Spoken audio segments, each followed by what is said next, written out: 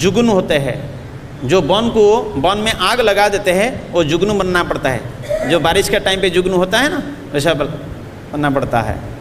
ये सब कर्म का अनुसार आप जैसा कर्म करेंगे, इसलिए कहते हैं बाएं हाथ का पाप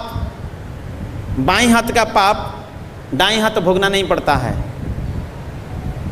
पत्नी का पाप पति को नहीं भोगना पड़ता है, पति का पाप पत्नी को नहीं भोगना पड़ता है। ये ध्यान रखना चाहिए। खुद का कर्म खुद को भोगना पड़ता है। कलि युग में खुद का पाप खुद को भोगना पड़ता है। सत्य युग में क्या था? सत्य युग में कोई भी व्यक्ति पाप करता था तो सारा देश को लगता था। ये गर्ग संहिता में है। सत्य युग में कोई पाप करेगा तो सारा देश को लगता था। त्रेता युग में कोई पाप करता था, सारा गांव को लगता था। द्वापर युग में कोई पाप करता था, अपना परिवार को लगता था। कलि युग में जो पाप करता है, खुद का पाप खुद को लगता है।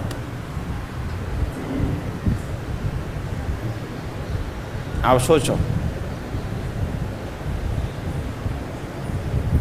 कैसा होता है ये सारा चीज।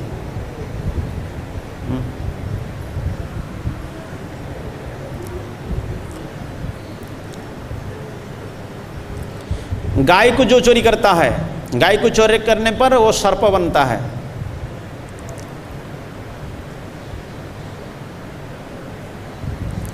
और अन्न की चोरी करने पर प्राणी को अजीर्ण रोग होता है। जल चोरी करने पर मछली बनता है। किसका घर से जल चोरी कर दिया तो उसको मछली बनना पड़ेगा। तो अच्छा हो गया, मछली जो नहीं में रहेगा, मतलब पानी में रहेगा, तो पहले से पानी को चोरी किया। दूध को चोरी करने पर बलाकिका और ब्राह्मण की दान में बासी भोजन देने से कुबड़े का जोनी प्राप्त होती है। कभी ब्राह्मण को बासी कभी नहीं खिलाना। और बाई चांस आप ब्राह्मण को कुछ बासी चीज़ दिया, ये चीज़ में ये होता है। जो मनुष्य फल चुराता है उसकी संतति मर जाती है। बिना किसी को दिए अकेले भोजन करने वाले व्यक्ति दूसरे जन्म में संतानहीन होता है। पहले से बता दिया। इसलिए दूसरा को खिला के खाना चाहिए। संन्यास आश्रम को परित्याग करने वाले आरूढ़ पतित, मतलब उनका वो क्या होते हैं, वो पिशाच होना पड़ता है। वो पिशाच हो क्या आना पड़ता है। भाई जानो संन्यास ले लिया, हाँ, सन्यासी को फिर परित्याग करता है। तो जिस प्रकार हमारा संस्कृति, मतलब हम लोग को जो शास्त्रगत प्रमाण में बताते हैं, हमारा जो सन्यासी है, कलि युग में तो सन्यासी नहीं है, हमारा प्रचार के लिए चैतन्य महाप्रभु ने बनाया सन्यास। जिस प्रकार कलि युग में ना गृहस्थ है, ना ब्रह्मचारी है, ना वानप्रस्थ है, ना सन्यासी है, इस प्रकार नहीं है। लेकिन चैतन्य महाप्रभु प्रचार के लिए ये सब बनाया। तब उसी प्रकार ये जो सन्यासी फिर सन्यासी को त्याग करता है, तब इसको क्या कहते हैं, इसको बांतासी कहा जाता है। इसको बांतासी किया जाता है। और यहाँ पे गरुड़ पुराण के अनुसार ये वर्णन आ रहा है, इसको क्या होता है, वो पिशाच होता है। क्योंकि जो सन्यासी ऐसे प्रकार कहते हैं, घर द्वार संसार के लोग क्या कहते हैं, घर द्वार त्याग करने के बाद वो सन्यासी बन गया। लेकिन इस सन्यासी कुछ विधि नियम पालन नहीं किया, घर छोड़ दिया, तो गांव का लोग क्या बोलते हैं, वो सन्यास हो गया।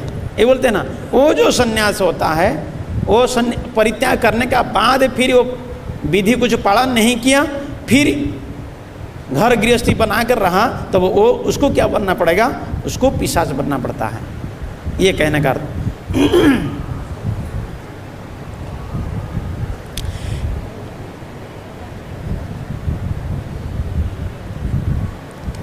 ब्राह्मणों को देने की प्रतिज्ञा करता है, ब्राह्मण को देने के लिए प्रतिज्ञा करता है और नहीं देता है, इसको सियार जोनी में जाना पड़ता है। झूठी निंदा करने वाले लोगों को कछुए का जोनी बनना पड़ता है। फल बेचने वाला दूसरे जन्म में भाग्यहीन होता है। जो ब्राह्मण शूद्र कन्या के विवाह कर लेता है, वह भेड़ियों की जोनी में प्राप्त करता है। और जीव की और वो जो जीवों का मांस खाने पर रोग होता है। जो मनुष्य जल के स्रोत को विनष्ट करते हैं वो मछली भी होते हैं, जल प्रभाव को रोक देता है।